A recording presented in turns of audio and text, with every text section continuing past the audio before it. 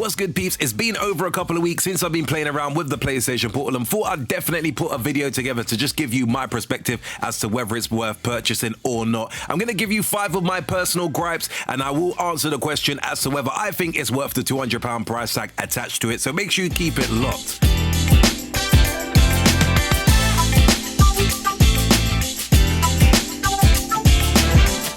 Now, I'm not going to lie, since I got my hands on the PlayStation Portal, my personal experience with connecting to the PlayStation 5 during boot up of the Portal has been a pretty inconsistent experience. There are times when it does connect under 20 seconds, and there are other times when it takes around the 5-minute mark in order to connect, which to me has been a bit of an annoying experience, as I was always under the impression that this would be a rather seamless and instant experience. Don't get me wrong, this is something I'm sure will be fixed in the future with an update, and it's not always the case that I am waiting around for ages in order to connect to the PlayStation 5, but in my personal experience, there has been more occasions where I am sitting around to connect much longer than I personally would have liked to.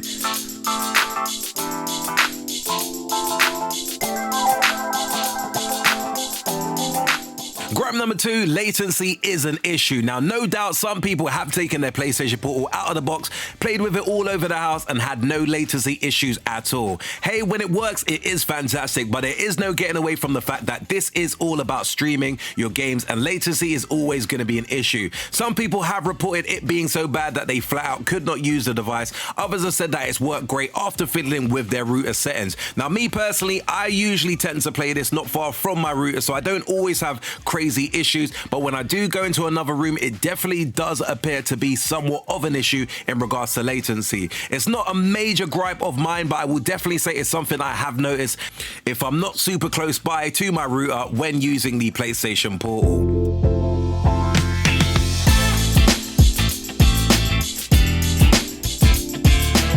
Now, my third personal gripe is the fact that this does not actually come with a carry case. Now, in my humble opinion, with a premium item like this, with a screen that could easily be scratched or cracked, a carry case should have been something that I felt could have been included in the box. Somewhere to keep this thing safe and sound when it's not being used, rather than just being left on the coffee table or the bedside table, should have been in the box. Now, don't get it twisted, I'm not asking for anything crazy. Even a simple fabric case would have been better than nothing. No doubt the market will start to have cases and solutions for storing your PlayStation Portal on offer, but out of the box, there is nothing to help you keep this safe. That screen, for as good as it is, does not appear to be the most robust screen around, and since I got it, I was always fearful for the screen becoming scratched, so I've already grabbed a case on Amazon, but at the same time, would have been good to see Sony included one within the box.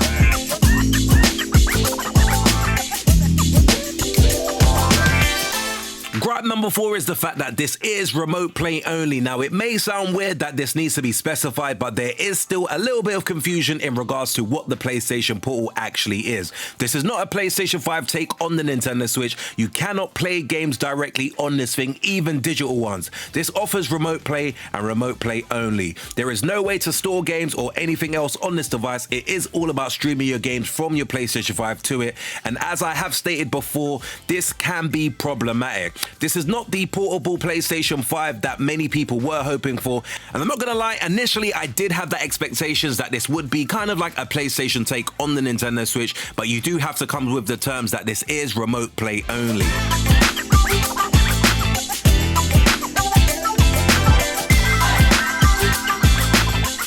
Gripe number 5 is the fact that there is no video streaming here. Now, granted, this is probably due to some kind of legal issues, but the PlayStation Portal does not allow for any kind of video streaming. This means that you cannot use this to watch stuff like Netflix, Disney Plus, or even YouTube.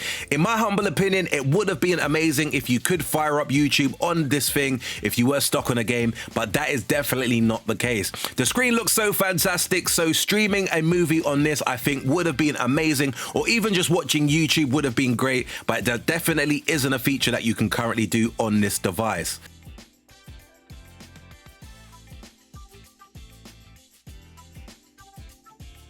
$1 million question, is the PlayStation Portal worth buying? I would answer the question by saying it kind of just depends on your specific needs. Now, in my humble opinion, this thing looks so cool. The controls feel fantastic. Just like the PlayStation 5 controller, it is very impressive how the DualSense has been replicated here. The screen looks amazing. Playing something like Horizon Forbidden West or even Spider-Man 2 on this thing is absolutely amazing. However, at the end of the day, for as fun and as cool as this device is, I would probably say that this is certainly not an essential purchase at all. Now, I personally justified picking up the PlayStation Portal because typically some of the bigger games that I play, which are 18 plus, is games that I can't necessarily play around my kids. So this device allows me to take some of those games away from the big screen and play in a more discreet location. Keeping it real, I do think £149.99 would have probably been the more respectable price tag for a device like this, because at the end of the day, this is something that you could potentially achieve with using either your mobile phone, or they do have other alternatives such as the Backbone One. Look, keeping it real, I personally don't regret making the purchase. I still have value for it in my personal use and need,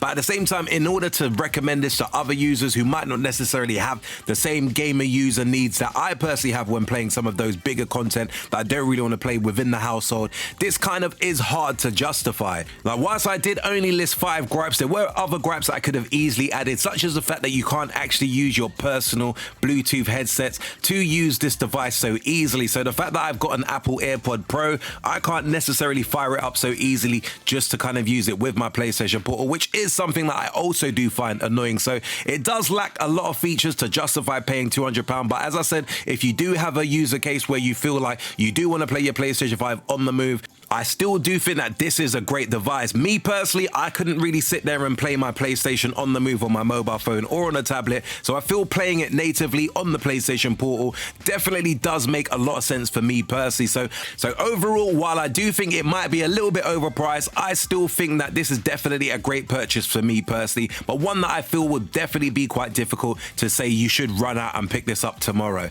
Anyway, peeps, there you have it, my 2 cents as to whether I think the PlayStation Portal is worth buying or not. Do let me know your thoughts in the comments below if you managed to get hold of one, and whether you will be picking up one in the future, and what do you make of the PlayStation Portal. As always, if you did enjoy this super quick urban gameplay video, be sure to hit the like button. Do hit that subscribe button if you haven't done so before, and until next video, we definitely say peace out, peeps. Make sure you hit that like and subscribe button for more cool urban gameplay videos.